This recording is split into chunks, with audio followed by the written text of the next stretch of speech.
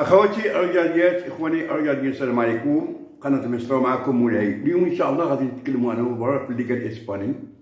المباراه اللي كانت بين ريال بيتيس ضد إلتشي.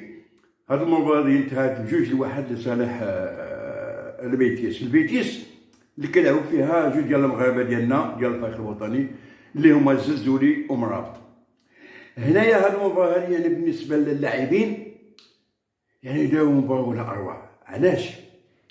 لان المباراه الاتصال ديالها كيأهلهم لدوري ابطال اوروبا. فكانت المباراه بكل معاني الكلمه على انهم كانوا متقاتلين عاضين في اللحم بحال كيقولوا. بالنسبه للزلزولي لعب وخرج في الدقيقه 83 بالنقطه ديال 7.1.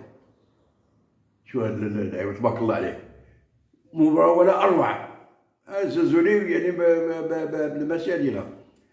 مرابط كذلك كان في الميليو، كان من داكشي الكبير، يعني كتجي الكوا ديالهم مطلقين هذه، يعني بمعنى ان كان مزيان. حصل على خويا 6.5، يعني كان مزيان.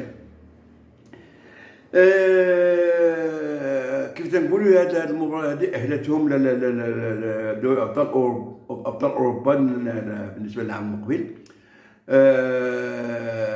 الوداد كانوا في المستوى، وهذا اللي مهم عندنا ان اللاعبين ديال المغاربه ديال المنتخب المغربي يكونوا لاعبين الفروق ديالهم في الاواخر هذه باش يجيو المنتخب المغربي يعني بقوه باش يدافعوا لنا على الضرب. وهذا الشيء اللي بان لي هذا النهار معكم، والسلام عليكم ورحمه الله تعالى وبركاته.